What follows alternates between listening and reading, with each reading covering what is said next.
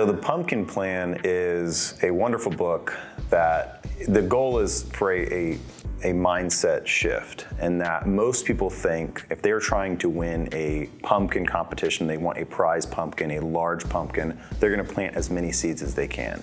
So they're gonna plant as many pumpkins as they can, because most likely that would increase the proportion of one of them being large, or one of them being the prize winning pumpkin. But what that does is it actually steals resources from the pumpkins that could be the prize winner. So what you wanna do is you wanna iron out which of these pumpkins are the rotten pumpkins, and you gotta cut them off, because that will allow more resources to the pumpkins that can be the prize winners. And so how we extrapolate that into customers is saying, well, which of your customers may not be a good fit for your organization, but if they're not a good fit for your organization, you need to cut them off, because that's gonna allow you to have more resources and time to put into those customers that are the prize winning pumpkin. When we bring on a new customer, we actually go over expectations with them. This is our commitment to you, and then this is your commitment to us.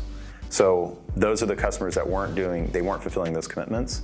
And so we had to identify, are these bad pumpkins, and are we willing to cut them off? Alltek as a company decided that yes, that's worth it. It's worth losing this revenue, although it hurts in the short term.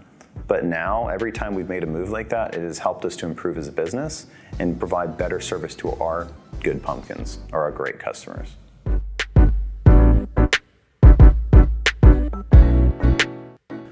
I think one of the things that's often missed, especially in small businesses, is having a scorecard. So actually having a scorecard for every employee that, hey, these are the expectations of your role, and being able to check on that scorecard every week. So then the employee is really clear on what they need to be doing every week. And then once you realize that an employee is meeting those scorecards every week or exceeding them, then putting the onus on them to, hey, why don't you look for other ways to improve your role? Why don't you create a process for us?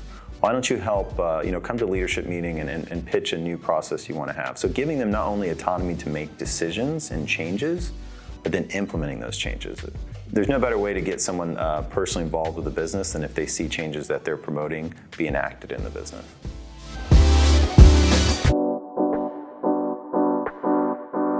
More and more people are catching on to Google My Business, but it's amazing how many businesses either don't have it set up, or they might have it set up and don't have any reviews. Here's an example of a buddy of mine. He owns Polk County Window and Door locally. I just helped him set up Google My Business. I was like, hey, this is a really important thing for you to do. Start getting reviews, right? And so he just, I set it up for him. He started gathering more reviews. All it took is asking your customer for a review. If you don't ask, you're probably not gonna get a review. That's human nature. You have to proactively ask a customer for a review on Google My Business. And then once he got up to 20 reviews, all 5 stars, he started seeing an in-tank of new leads. When we looked at his Google My Business statistics, he had gotten 70 more calls last month than previously, because he put a little bit of attention. And every one of those calls was a lead. And when you're talking about windows and doors, you're talking anywhere from a $3,000 to $10,000 project. So imagine if you close even half of that, what that simple one item did for his business.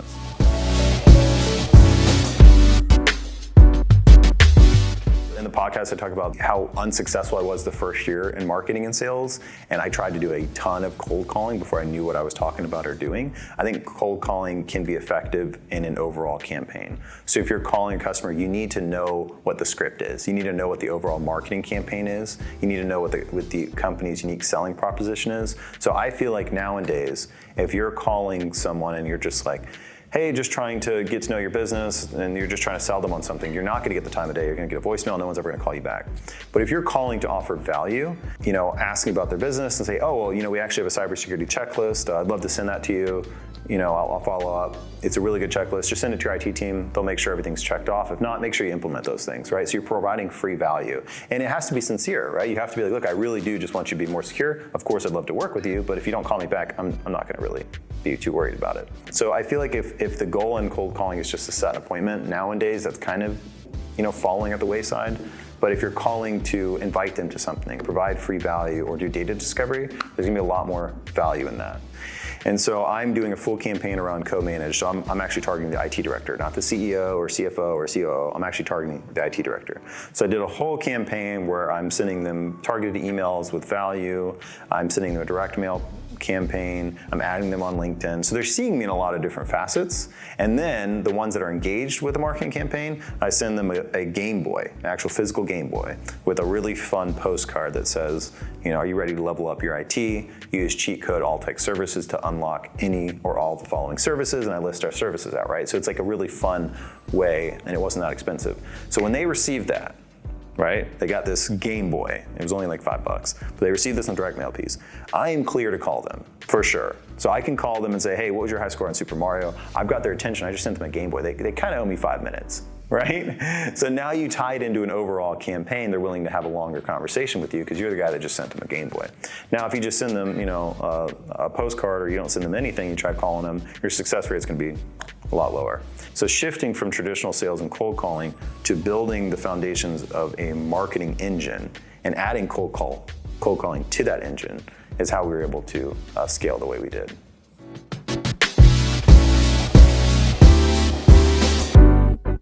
Emotional intelligence is so important. From my perspective, emotional intelligence is not only having, obviously, the intelligence to do your job, but also the emotional intelligence to know how to approach other people at your job, person to person, having empathy for another person, understanding where you need to be self-aware and that you may be not quite matching values, or you may be being just not a pleasant person to work with. So intelligence is something that we look for when we're hiring, but we also look for emotional intelligence. Technical competencies, being able to do IT, right? It's a good skill to have if you're going to work in IT, but it's something that can be taught very easily. Behavioral competency is a lot more difficult to train. Like if someone has the behavioral competencies we're looking for and emotional intelligence to be able to match our core values, they're going to get hired even if they don't really have a lot of experience in IT. You hear a lot about core values. You hear a lot about these MBA conversations about the organizational structure, and sometimes a small business like, yeah, but does that stuff really have that big of an impact? And the reality is core values probably have one of the biggest impacts in our organization, because we know right off the bat if someone's going to be a good fit for our organization, and then long term, if they're not matching our core values, we know they're probably not a good fit.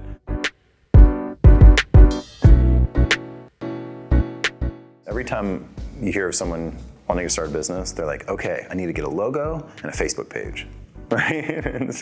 Those are the two things that everyone immediately jumps to. And it's like, those are good things, but you really need to lay out a marketing plan.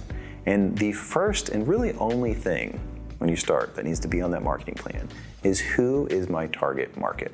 Who is my customer? Who am I trying to sell to? If you know who that person is, you can visualize them and you can write down that type of person, your marketing strategy is going to be significantly more effective. Like, for instance, when I did that campaign on IT directors, that's the only reason I sent a Game Boy, because usually IT directors are a little nerdy and they're going to appreciate a Game Boy. If I tried sending that to the COO or COO, they're not going to care at all, right? So who you're targeting is where you need to start, because that's going to identify your marketing plan. And then, of course, having a nice website, setting up your Google My Business, and have a nice brand, those are all key factors. But knowing who you're messaging, who you're marketing to, is going to help identify your message.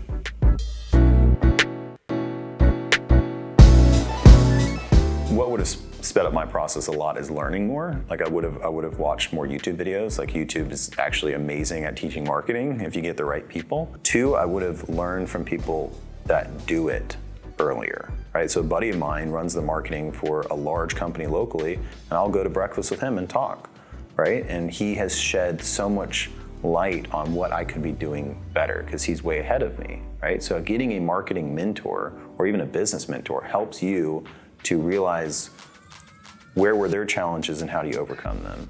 So I think that's the biggest thing. I mean, marketing is a series of continuously doing tasks, right? Staying consistent with brand and advertising and organic marketing. You're staying consistent with all those things, but getting a mentor, getting people that have done it for a longer time is going to help you to overcome those obstacles and challenges a lot quicker.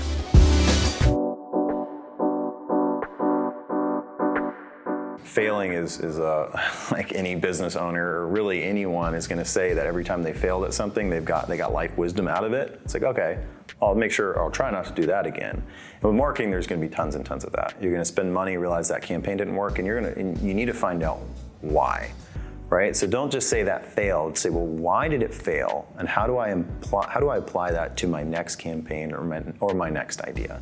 So that's the biggest thing is making sure that when you fail, you learn from it and you apply it.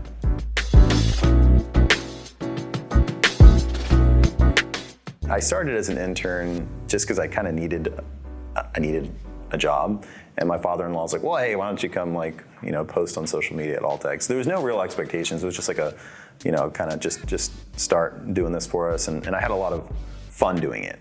So I think I was very fortunate to have a boss that was very open, and he always said from the get-go that this is a marathon, not a sprint, especially when it comes to marketing. This was the first time the business was doing marketing. So I think being able to try a lot of things and fail at those things helped me to improve, because I realized, okay, that didn't work. Let's try something else. And then over time, it became better and better and better. It's like a snowball effect, especially when it comes to revenue.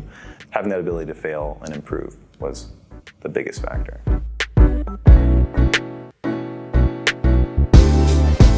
A failure that I didn't see coming is in my mind, I thought the more I'm doing, the more likely I am to get leads. So I was doing a lot of things my first year. I was cold calling, I was posting on social media, I was going to all these networking events, and I was like, I'm doing all these things, why is it not effective?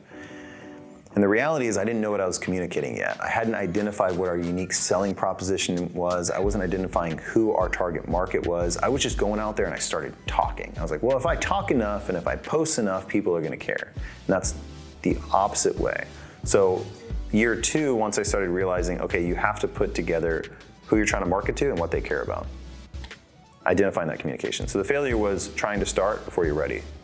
Build a foundation first. One of the greater successes we've had is actually the recent Game Boy campaign, where I printed 100 Game Boys and postcards and I'm sending them out to prospects, right? I didn't know if I was gonna get any response for that. I've only sent 6 out, I've already got 4 meetings out of it, right? So because it was a big risk, we spent a lot of money on like little knockoff Game Boys and we have to mail them to people. So there's a high risk, so in most situations, businesses aren't willing to take that risk. So you're really becoming an outlier when you do a cool, fun thing like that, when you're willing to spend the money and do something different.